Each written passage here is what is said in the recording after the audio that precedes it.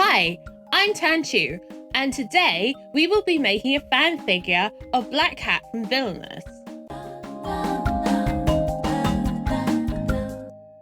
I'm going to be honest straight from the bat. When I digitally sculpted the Black Cat figure, I didn't think of recording myself doing it. The same with the upcoming Flug and Dementia figures, but 505 I recorded.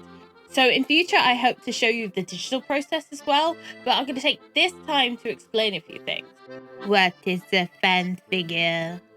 A fan figure or a fan figurine is my nickname for a fan-made figurine that's not in any way associated with the official merchandise from an IP, so a cartoon, a film, whatever. Basically a piece of 3D fan art. In this case, it's 3D printable, which means if you have access to a 3D printer, you can print your own one. Some fan figures I will make available to download for free, some I won't be. For instance, if it's for an indie project where the creator has asked people not to make fan art or merchandise or whatever. Although I intend to make no money from fan art or fan figures, it's still kind of a little iffy if somebody wants to make their own figure. 3D printing is kind of a bit of a grey area at the moment, especially fan art 3D printing. Maybe I'll do some original ones as well, who knows? Enough yabbering though, let's get to it. I printed the Black Cat figure in parts to make it easier to paint. I have chest, cape, arm, legs, and of course the head. These were printed with an FDM printer, which is basically a printer that prints with a long needle of plastic. PLA plastic in this case.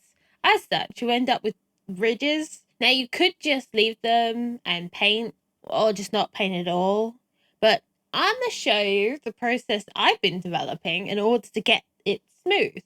Now, this smoothing process is experimental, so spoiler alert, I make a couple of mistakes. Now, sanding it down till the ridges are gone is a bit of a dicey tactic with more delicate prints, because it weakens the print and can easily break it off or you lose detail. Smoothing a figure print is all about keeping the structural integrity and detail, but also making a more appealing surface. So what I like to do is fill the ridges and try to even them out with some sanding.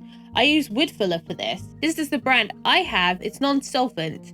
I believe that in America, a lot of people are using Elmer's wood filler, but it's not something we have over here. So this is the closest I could find to it.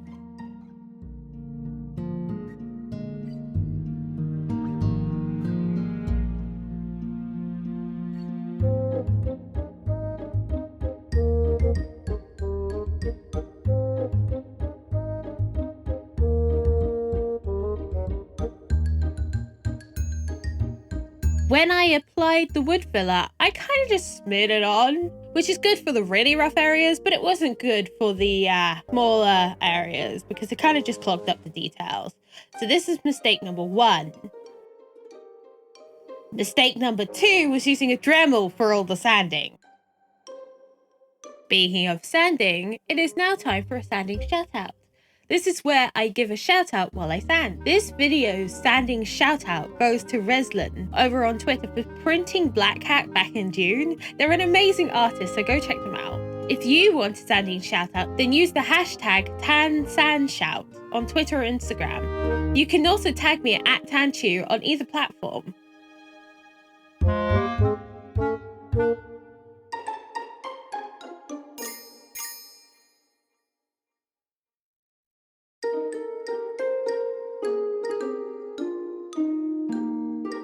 I can fix that with 2-part epoxy.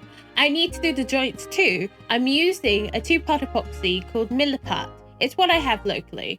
It takes about 24 hours to cure. Sadly, I can't do all the joints at once. There's just too much of a risk of ruining what I've already done. You know, push one limb in, the other pops out, that kind of thing. Also, a tip I got from YouTuber Leona's workshop is that if you apply Vaseline before you do the Milliput stage, you can then separate the pieces after the Milliput has dried much easier. No risk of sticking or anything. After all, we want to keep the pieces separated for easier painting.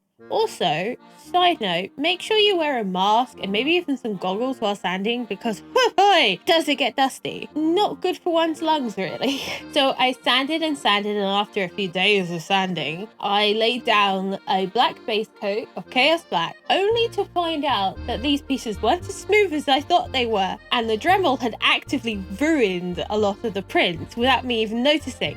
When you're doing sanding on a project like this, because there's so many conflicting colors, you cannot tell how smooth something is without feeling it. And then even then, sometimes you can miss things. I also don't have much experience with this, so yeah. So after I took a break, I got over a small cold and decided to design a hoodie for funsies. Link in the description if you want to know. Get very distracted sometimes. I then returned to it. Something I always forget is that it's good to take a break from a project if it's giving you a hard time. I also did some research to see if anyone else in the 3D printing community had come up with anything. This whole smoothing thing is a big issue for PLA prints. A few videos suggested nail polish, but most of the videos were using a top coat in hopes that it would melt the surface. However, I decided to try a different approach. I did some research into base coats, since their job is to give a good surface for the nail polish to go onto. And I found out there's a type of base coat called, wait for it, a ridge filler. Thank you, Christine from Simply Nailogical, for teaching this beauty simpleton about nail polish through your videos. These are the ridge fillers I found locally. And although I used all three, waste not, want not, I did find that this was the best one. It dried super well and didn't glue as easily as the others. To be fair, the other two had moisturizer in them, and these prints don't need moisturizing. So like painting your nails, brush it on and leave it to dry. I found 2 coats were the best. Then I did a little superfine sanding after leaving it to be completely dried, and then sprayed it black again. So here are all the pieces, and I discovered a problem. When I put the foot back on the leg, I did it in the wrong position. So the weight isn't evenly distributed and just falls over the moment you put the coat and the chest on. Guess I'll have to print another pair of legs. One day later. Now I have the new pair of legs caught up to speed. This time I tried making the wood filler a little more watery, and this was much easier to deal with since it wasn't gunked up with excess wood filler. Okay, now we can get on to the fun part, in theory. I have an airbrush and some kind of cheap paints. Cheap paints being mistake number 3, by the way. This airbrush is one I got as a present. It is made for painting cakes, but it's totally Gucci for craft and paint. I don't intend to use it for cakes anyway. I also got airbrush cleaner and thinner. Mixing these with the paints will let them go through the airbrush without any serious problems.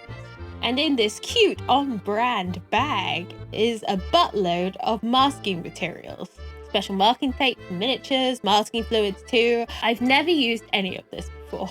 I put tape down on a cutting mat so I could cut it into small pieces and apply it tighter against edges. I also use normal masking tape and cling film to keep the rest of it covered, so, you know, I don't have to cover the whole thing in special masking tape. Oh boy, I know this is a lot of steps, but it's totes gonna be worth it. I started with spraying dark grey, since this is the colour of his head. I masked as I went. However, I added too much thinner to these paints, and the cheap paints were the wrong type for this job. They don't have much staying power, and chipping happens.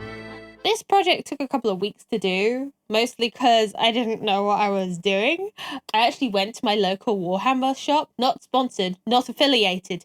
But let me tell you that if you ever have troubles with paints on minis, these guys know what's up.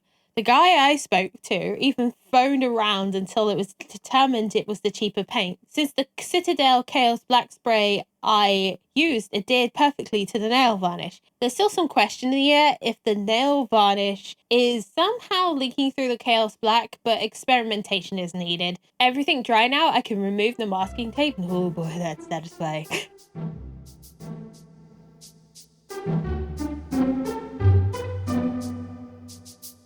Although there are some bleeds from the paint, I'll have to fix that by hand.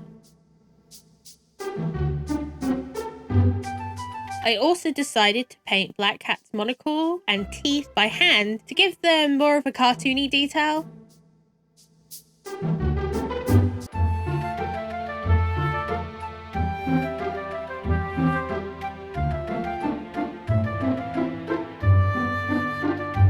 So here we have all the pieces, with more Gorilla Glue and some brushes finely joined.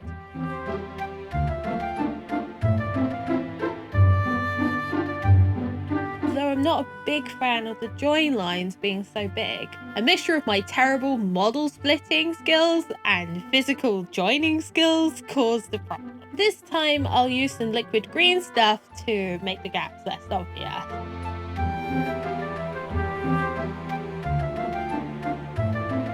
And here we have him, all done. Having to repaint the liquid green stuff meant ruin some of the airbrush surface, but I'll learn. If any of you have any tips or tricks or want to share, then comment below or hit me up on social media. While you're there, maybe give me a sub, follow or a like. This is my first YouTube video and had a lot of learning to do. My brain hurts now. Thank you so much for watching. I hope I see you again in another video. After all, we have the rest of the Villainous crew to do. Bye!